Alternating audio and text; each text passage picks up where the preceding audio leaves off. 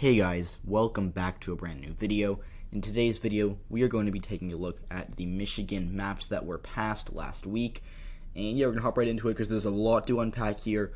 I really want to get through this quickly because this is one of the videos where I could talk for an hour if no one stops me.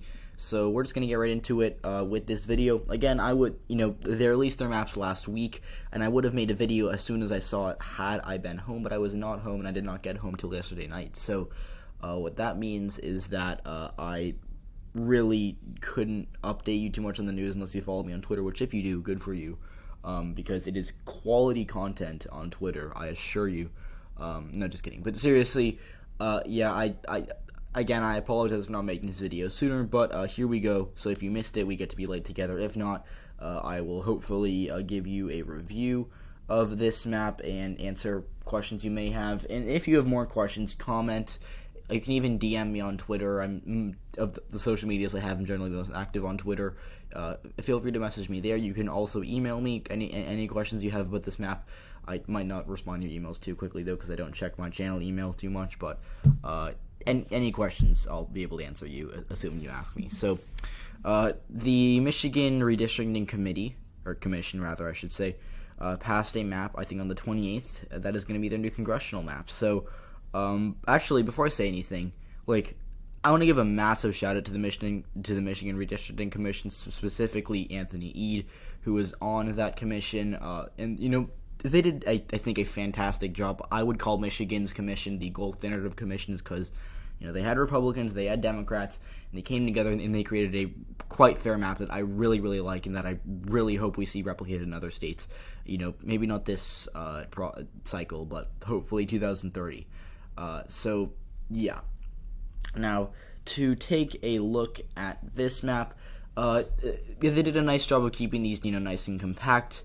The map that was passed in 2010 by the Republicans with the time in full control of Michigan redistricting was pretty bad. It ended up being okay by the end of by 2018 because of trends, because the Republicans drew I think 2 or 3 suburban seats that were supposed to be pretty safe for them that ended up trending blue, and that's why we have people like Haley Stevens in Congress now. So the Democrats in Michigan, they've got 3 super safe seats in the Detroit area. Debbie Dingell's seat also goes out to Washtenaw County, which is where the University of Michigan is. Again, pretty progressive area there.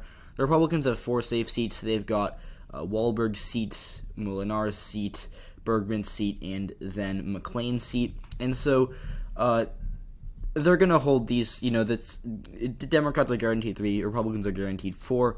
And then the Republicans have competitive seats that they're probably going to win in 2022. So for the 4th district, Fred Upton's probably going to lose that primary. If I had to be completely honest, I don't really know too much about Bill Huizenga. I know much more about Fred Upton, but he's more nowadays in Republican primaries. That's kind of generally who is tied to Trump.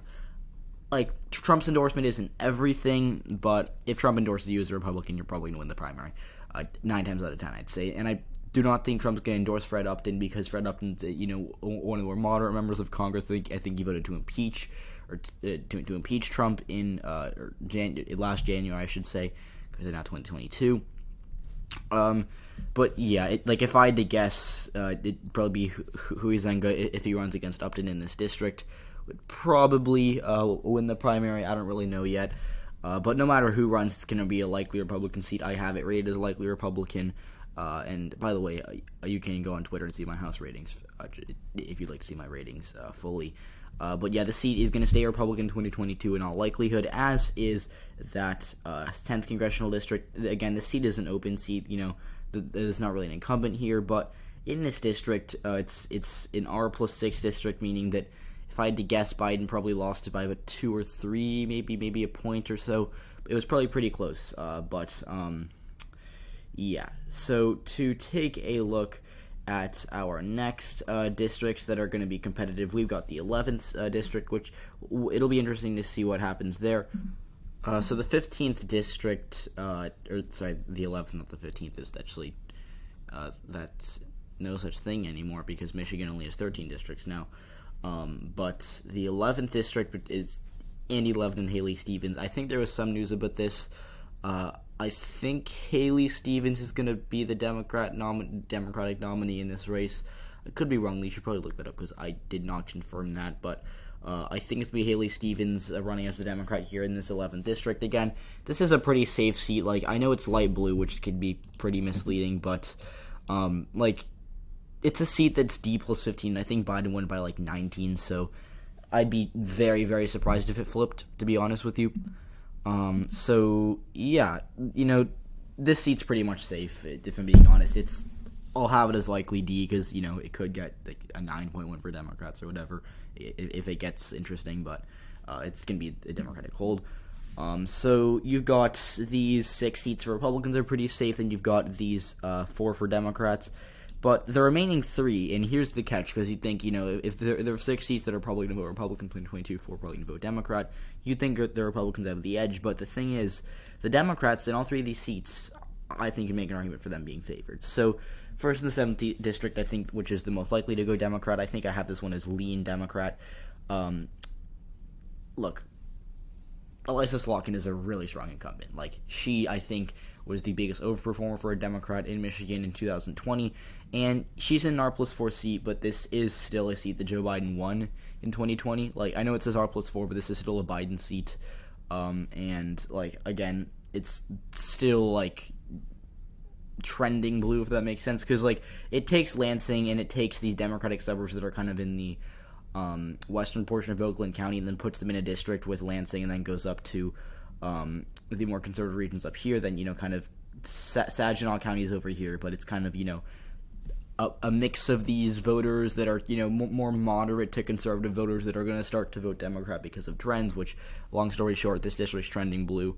Again, I wouldn't be too shocked if Slotkin loses her race, but again, I would still be pretty surprised if the Republicans win this by 4, because I know that they're still they're still gonna do well. They're still gonna do fairly well here, but I think the R+4 figure is a little misleading. And so to show how misleading that R+4 figure is, I'll pull up this map, which first of all, thank you to my friend Zach Solomon on Twitter, who literally in the middle of this video, I got a notification on my phone who sent me the map, so thank you so much, Zach. I don't think you're watching this video, but if you are, thank you, because you saved the day here, because I did not know the exact partisanship of the 7th district. It is a Biden district, I knew that, but R+4, again, a little bit of a misleading figure. So the 7th district, as you can see right here, did end up voting for Joe Biden by, a little under a point. So it's by no means safe.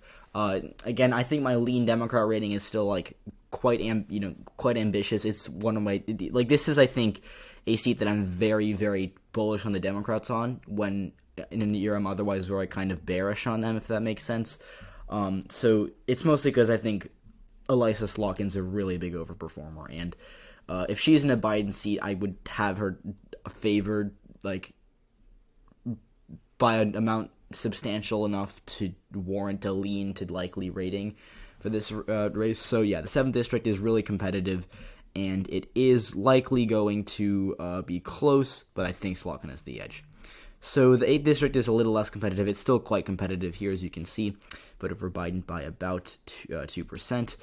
But the good news for Democrats here is that in this district, Daniel Kildee the incumbent because he is from Flint. And again, he is someone who I do expect to overperform. And I say that mostly because he overperformed in 2020, because I think that, Joe Biden did quite well in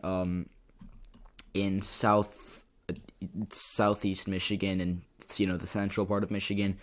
That kind of, generally, no one else calls this, I literally just made this up, but the kind of corridor that goes up from Oakland County is a triangle between Lansing, Flint, and then finally goes up to Saginaw and Bay. I think that's kind of the region that Biden did surprisingly well. And him winning Saginaw, I did not see him winning Saginaw. I think I had it as likely Republican, and he won the county, which was quite surprising for me. But to make a long story short, Joe Biden really well here, and the fact that Kildee still overperformed, a pretty good candidate, goes to show that he is someone he's a force to be reckoned with. 530 has the seat as R+1. Yeah, I get that Republicans have done well here traditionally, but this is still a seat Joe Biden won. And yeah, obviously a seat Biden won by 2% is not going to be a safe Democratic seat next year. It could very well flip. but I do think this race is going to be a race that is likely, or not likely, I shouldn't say likely, but I think the Democrats have a slight edge. Although I do have the 8th as a toss-up, which I know is kind of weird considering I have the 7th as lean Democratic, but toss-up I think for the 8th just because I think Kilday's still a strong incumbent, but he's a little less strong than Larkin. Now in the 3rd district, like this is the seat where the Republicans got really screwed, and I'll tell you why. So the 3rd district was won by Joe Biden by 8.5%. Like this seat is by no means a toss-up seat. Like this is like if it was the 7th district, I think the Republicans would be favored, but Peter Meyer has been drawn into a seat that voted for Joe Biden by 8.5%. That's trending to the left, bolting to the left, I guess you could say. And the reason it's doing that is because, if you zoom in on this map, it has the city of Grand Rapids in it. So Grand Rapids has been, like, zooming to the left in recent years. It went from a city that voted for Mitt Romney, I think. Well, it didn't vote for Mitt Romney, but the county it's in, Kent County, did vote for Mitt Romney. And Kent County now, as you can see right here, Kent County voted for Joe Biden very narrowly. He won it by, as you can see right here, he won it by about 7%. So, Biden winning Kent County by, I think, 7%, 6% actually, to be more exact, is really, really surprising. I think, or not surprising, but like more monumental. I cannot talk. More momentous because this is a county that was, Romney, Trump, and then it goes and flips and votes for Joe Biden. And I get that Michigan as a state has not been super friendly. It's not been as friendly to Democrats as it has prior to Donald Trump, or it was prior to Donald Trump. But at the same time, I think that there is something to be said about Joe Biden flipping this county. And this district is trending blue, mostly because of the Grand Rapids area. And as you can see, it is a Democratic-leaning district. So, the 3rd, I'd still a toss-up. Like, I get that it's a seat Biden won by 8, but, like, Peter Meyer's a really strong incumbent. People, some Republicans want to primary him, but I think that's pretty unwise because it's kind of like, it's like the equivalent of primarying Susan Collins in Maine. Like, they're in Biden plus 9 areas, and clearly you need a pretty strong candidate to win an area that voted for the other party by 9%. So in Maine, you got Susan Collins. In the 3rd district, you got Peter Meyer, who has, a lot of name recognition, overperformer. And, now you've got people wanting to primary him, which I think would be quite unwise for the GOP. So if Meyer gets primaried, I'd say the seat is lean Democrat, maybe likely Democrat even. But since I don't think he'll lose his primary because this area is, more moderately conservative, I would say it's still a toss-up. I wouldn't be stunned if Meyer wins the primary then loses the general by about a point or something, because this is still his Biden seat, but he's a strong candidate for sure, and he is someone that the Democrats should be very afraid of in this district because he can pick off a Biden seat. Now, to go over, just briefly look over some of these maps. So these are the state Senate maps, or map, I guess I should say, and there's a lot to be said here that I'm not going to do justice. So what I'm going to say is that this is a map that I think has, it's like 35, 36, 37, 38 total districts. 20 of them were won by Joe Biden, 18 by Donald Trump. So it's, quite a fair map and a quite competitive state. And as you can see, the Democrats, their votes are really in urban areas. You've got Detroit, you've got Ann Arbor, which is, split between these two districts. Ann Arbor, the city right here.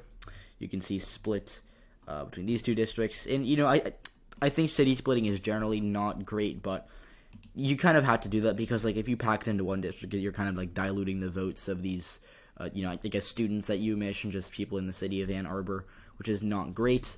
And then you've got these areas up here. So, as you can see, these Democratic districts, it's mostly because the city of Lansing is split. And then up here, you have Flint, which is making this district blue. Then you've got Saginaw. I believe, yes, that's Saginaw. I just wanted to make sure. That's, going in a pretty competitive district right here.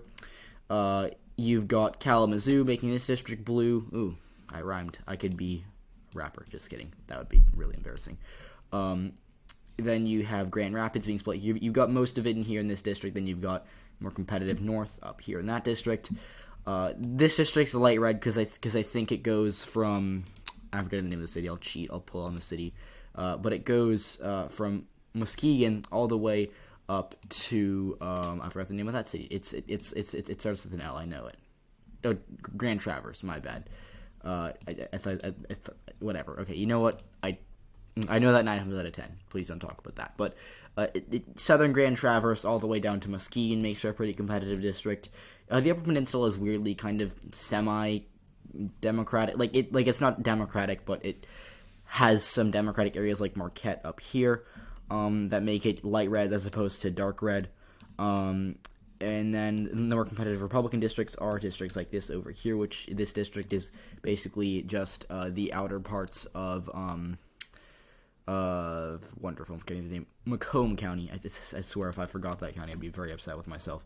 And this is Outer Oakland County, I believe. Yeah, that's Outer Oakland County, which is pretty Republican once you get past these suburbs of Detroit. And I think that's it for the state Senate map. The state house, I'm not even going to look at everything there, but what I will say is that it's basically just the state Senate map, but kind of tripled, if that makes sense. The Democrats do get a district in the Upper Peninsula, which I find to be quite funny because it's a region you think is pretty red, but they drew a narrowly Democratic district out of Marquette and its surrounding areas. The Democrats get a ton of seats in Detroit and Ann Arbor. Then you've got Lansing. Saginaw gets a state Democratic seat. You go to this is Lansing. That's Flint. My bad. That's Lansing. Then you've got obviously Grand Rapids. You're gonna get a seat here in Muskegon that's safe for Democrats. This seat over here is interesting. I think it's mostly because of Bays Harbor, if I recall correctly. Benton Harbor, not Bays Harbor. What am I talking about? And then New Buffalo, which I just wanted to point that out because that's where my grandparents live. Just to point that out because I think that is pretty cool that they get to vote in a competitive state senate district. They're gonna be I'm gonna call my grandma and she'll be like, "Hey," and I'll be like, guess what, Grandma? You get to vote in a competitive state senate district. And I bet that she'll be thrilled. She'll throw a party for it. No, just kidding. I should probably stop talking because when I when I go off script, I make no sense. But yeah, so you get these competitive districts over here. You've got Grand Rapids, Muskegon making some blue areas. Then you've got some competitive districts over here. Then you've got Kalamazoo makes 2 blue districts and a competitive red-leaning district outside of it. There's a really competitive district over here, which I don't actually know why. Oh, it's because of Battle Creek and Albion being merged with some rural areas. So that makes a quite competitive district over there. So the Democrats in this map, Biden did win the majority of the seats in the state house map, but it's not for sure the Democrats are going to hold the chamber in 2022. If I had to guess, I'd say that the Senate, both these chambers as a whole are tilts Republican, but I'll say the Senate's a toss-up because it's 2018 Biden, and the Democrats might hold on to those seats by trading a few, maybe gaining some, if I had to really, really guess, if the Democrats probably lose that Grand Rapids seat and that Detroit seat, but they might, randomly pick up this seat because of decreased rural turnout. I don't really know. I'll have to look at these more in depth, and then I'll post on Twitter my ratings for this. But the state Senate as a whole is a toss-up. The congressional map, we already talked about that, and then the state house probably lean Republican because the Republicans are going to pick up because there are just so many suburban seats over here that are narrow that might have voted for Biden that the Republicans are probably going to pick up in 2022. But I think that is it for this video. So yeah, I really hope I did a good job of explaining this, and if please comment down productive feedback. I'll actually read your comments if they're productive. What I found is that I love redistricting so I find it so interesting. I could talk about redistricting for hours. Literally, if you see me, which I don't think you will, because the odds of you seeing me are 1 in 8 billion. Literally come up to me and be like, "Yo, do you want to talk about redistricting?" And I will talk to you for hours about redistricting. I'm not kidding. I love this stuff. I find it so interesting. But the thing is, when I find things interesting, I tend to rush. I talk a little fast generally, and when I do this, I hope I don't go too fast, because if I don't, that's relieving you here, but if I do, I get it. I won't be offended if you're "Yo, slow down a little bit, next video." But yeah, so I hope you enjoyed. I hope you learned something. If you didn't, cool. Like the video anyways, because I want you to. But thanks for watching this video. Seriously, I appreciate it. And I'll see you on the next one. Goodbye.